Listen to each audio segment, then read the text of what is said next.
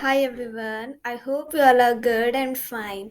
So, in today's video, I will tell you that once you are all set to be a volunteer, so what you have to do after that. I have already shared on my YouTube channel that how to be a volunteer because I am now a volunteer. So I know about the training process, I know about the selection procedure, everything I have already shared. So once you will be a volunteer, you will get a volunteer handbook. If you are not going to get the volunteer handbook in the physical format, at least you will have a PDF of it. So, in that volunteer handbook, it will be mentioned that what you have to do after visiting the branch. So, you will visit the branch whenever the facilitator is on leave and is on training period. So, you can go there and substitute him or her and conduct the session. You are not supposed to conduct any of the lesson from the workbook. You are only supposed to conduct the activity. So, although in the volunteer handbook, mostly the activities are already written and the blueprint of lesson that what you are supposed to conduct is already mentioned, but there are only few lessons. Like in the basic level it's written that you will have only 3 visits, in the intermediate level you will have only 4 visits, but somehow it is not true. In the basic level it's high probability that you will have more than 3 visits. So what you have to do, sometimes we get confused that what should we conduct in the session, because students are also bored to to do a similar activity, the same activity again and again. So they also want something new. I am a volunteer, so I also know sometimes it's quite tricky to think that which activity I can conduct in the session without making the noise, because the parallel session is also going on, so we have to take care of the noise level also. So, without any further ado, let's discuss about the few activities which we can do there. The first one is introduce yourself as your favorite superhero. The main motive of FEA is to compel students to speak more. So we can have their introduction in this way, like we can say that you have to introduce yourself as the favorite superhero, be it Spider-Man, be it any of the fictional character they can pick, and introduce themselves like that only, like what are the strength, what's the one thing they love about that particular superhero. Second one is paper plane introduction. In my session they loved this activity. It was like getting to the nostalgia and going back to a school life when we used to make the plane and used to throw it on the sky. So what we will have in this activity is that to the students that please take out a blank paper, and in the blank paper they will write their introduction in a very brief manner. Not in a brief manner, they can write in a detailed manner also. They can share about their name, educational qualification, as well as their strength and weakness. After that, they will make a paper plane of that particular paper only where they have written everything. After that, everyone will throw that paper plane on the sky, and after that, we have to just take one paper. It's not mandatory to take back your own paper plane. You can take the anyone's paper plane, and then you have to go to the middle or go to the stage and read whomever introduction paper you got. The third one is draw a picture or write a word on board and ask students to brainstorm and share one word that's strongly associated with it. So you can draw anything, and after that, or you can write any word also, and then you can ask the students to that whatever they are getting after reading this word, they can share that thing. Maybe they are getting any story, they are getting any past memory, so they can share that particular thing. The next one, we can go ahead with the quiz part. Quiz is also one of the very lovable activity in my session. They love this quiz. So quizzes are mentioned in the volunteer handbook also, but they are quite basic level. So if possible, you can prepare the quizzes by yourself also by searching it on the Google. Then riddles. I think everyone knows that is pahelia. So you can just divide the session in 2 or 3 teams, and then you can ask few riddles to them. At the end, we will have one winner. Make sure of the noise that only one person will be allowed to raise the hand, and only one person from each team will be allowed to speak. Like that. Do anything but maintain the decorum and maintain the noise level. Questions on general topic, so you can ask how is the weather today, they have to elaborate, or what is the one past memory of yours that you love the most, and If you have done any prank with your best friend, you can share that thing. So prepare questions on general topic, and you can go ahead with the question of the day also. That would be fine. Two truth, one lie. So it's also another kind of introduction that they will come on the stage and they will share two truths and one lie about themselves, and after that the students other students have to guess that what is the truth and what's the lie about that person. Damsharaj, all time favorite and high demanding game in my session. So they love Damsharaj. So what happens in Damsharaj is that there will be two or three teams. One person from team A, suppose that he came, another person from team B will come and will share any movie name or any actor actress name in the ears of that person. The person has to act and his team members have to guess. There should be a time limit. 1 minute 30 seconds are more than enough. I always give this much time only in my session. So you can go ahead with that. So they just have to do the act and other students have to guess. That is all about Damsharaj. Damsharaj is very famous. I think everyone knows about this game. Another one is role play. Very decent game. I will say that. Like there will always be a kind of maintaining the noise. So students will never do noise while doing the role play. So it's a very decent game. Role play, you can give any situation to them that suppose that this is going to happen. The role plays are mentioned in the volunteer handbook also. So if you are not getting any scenario by yourself, you can look at that.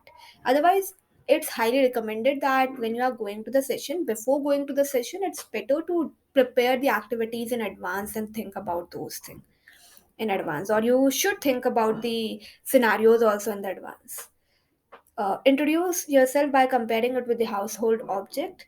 Quite tricky game. They have to think a lot for it. Like they have to introduce themselves by comparing any household object like spoon or rolling pin, and what's the one quality that matches the matches between both of them. Just like a metaphor.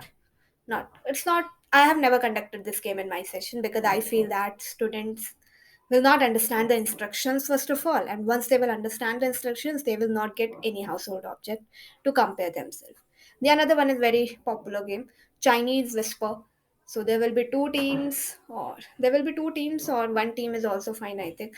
So you just have to share a sentence with the first person. The first person will whisper that particular sentence to the second person, then third person, then fourth person. It will go ahead like that, and the last person who is on the row, he has to speak out that word in a loud way, and we will match that whether the first word, whether whatever I have said to that first person is the similar that what the last person has told me or not.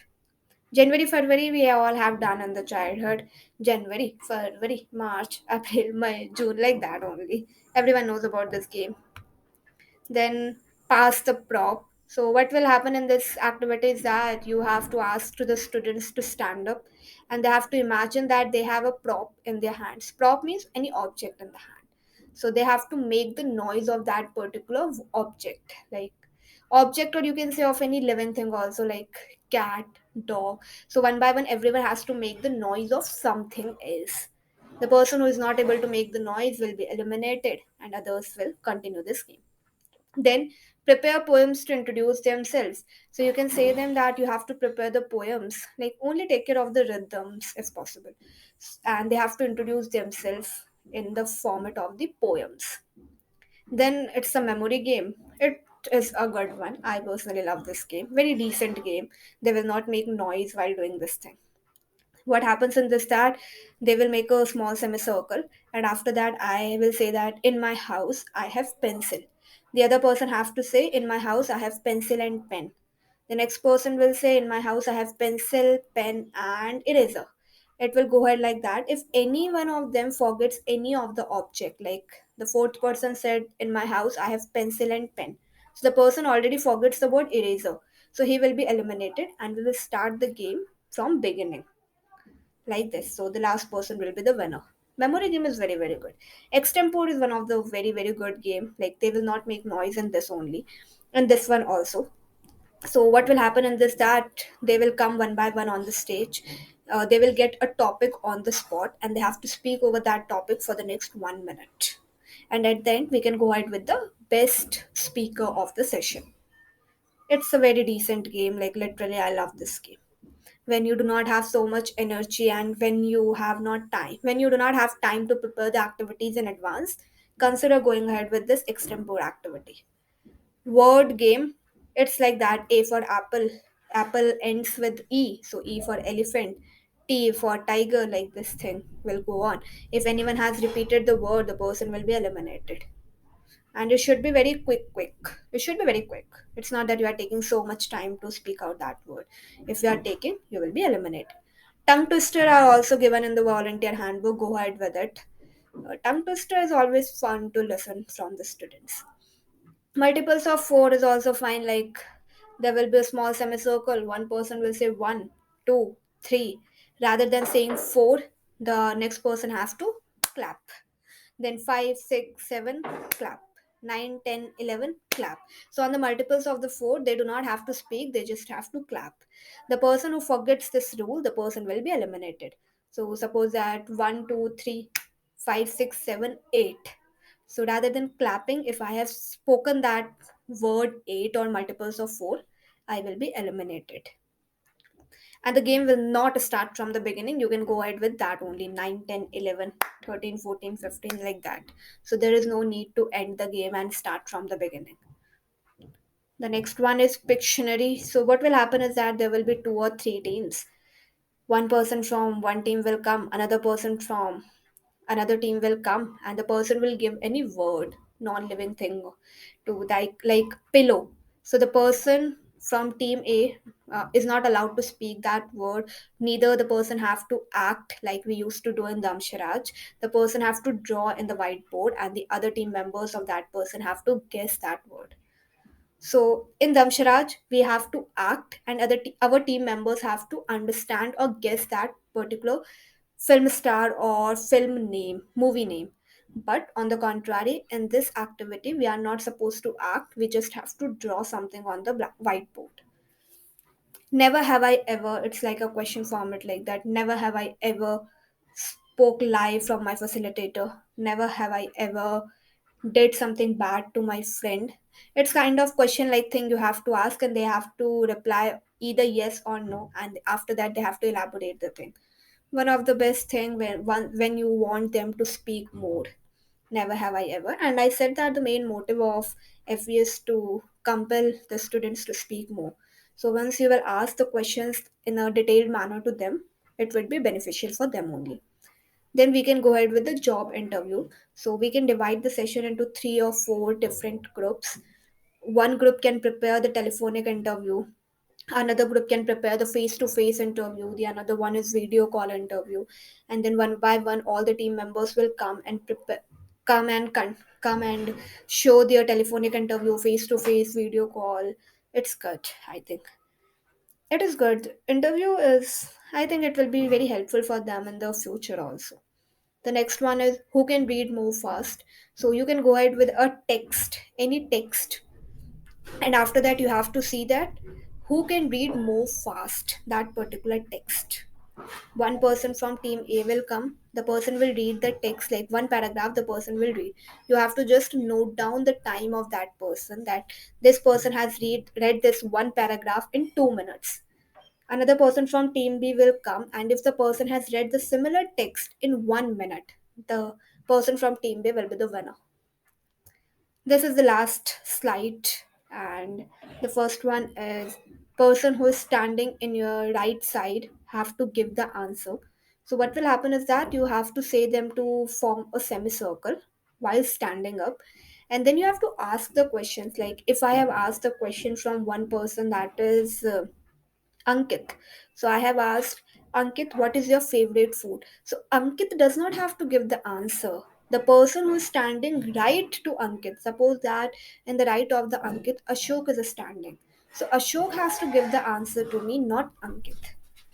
So once suppose that I have asked the question to Ankit that Ankit, what's your favorite food? And Ashok has given the answer. So Ashok will ask the question from the another person, and the game will continue like this. And if I have asked a question from Ashok and Ashok has given the answer to me, Ashok will be eliminated. So you can go ahead with the clockwise and then anti-clockwise. And it's not mandatory that the answer of the question should be right. If I have asked what's your favorite food, definitely Ankit's favorite food, Ashok does not know. So it's fine if the Ashok is giving the wrong answer. If Ashok is giving the wrong answer, the only thing is that how attentive they are. We have to just take care of that. That if I have asked the question to Ashok, Ankit has to give the answer. If I have asked the question from Ankit, Sahil has to give the answer, like that only. The next one is showing their skills. So we can say to them that please come on the stage one by one and show any of your skills, be it singing, be it dancing, be it any of the activity, be it drawing, be it painting, anything. They have to just show their skills. Showing the skill is very, very, very beneficial because it helps you to be more open and more frank with your teammates and with your batchmates. FEA time was so golden. Like literally, whenever I make the video related to FEA, I literally went to the nostalgia, the golden period, the golden 1 year which I have spent there as a student. Then role play related to phrasal verb, you have to give them 3 or 4 phrasal verbs, and while they are doing that role play, they have to use that phrasal verb. So by that they will learn the phrasal verbs. Phrasal verbs are very good. Like it helps you to make your sentence quite concise and helps you to speak in a brief manner. So phrasal verbs are useful. Guess the movie name. That's Damsharaj. No. Guess the movie name is like you can show them few emojis and you can or either you can speak few dialogues and they have to tell that from which movie the dialogue has been taken or from which movie the particular famous scene has taken. So this thing you can go ahead and the YouTube, just search guess the movie by emojis or guess the movie with dialogues by dialogues. You will get so many things. Just take the screenshot. After that, while going to the session, once you are in the session, you can divide the whole session in 3 or 4 teams. One person from every team will come. You can show that screenshot to them and they have to guess that particular thing. So with this, I'm done with today's video. This video is very, very long. I think I have completed my 17 minutes. One of the longest video on my channel so far. But I hope you enjoyed this thing. I will see you soon in the next video.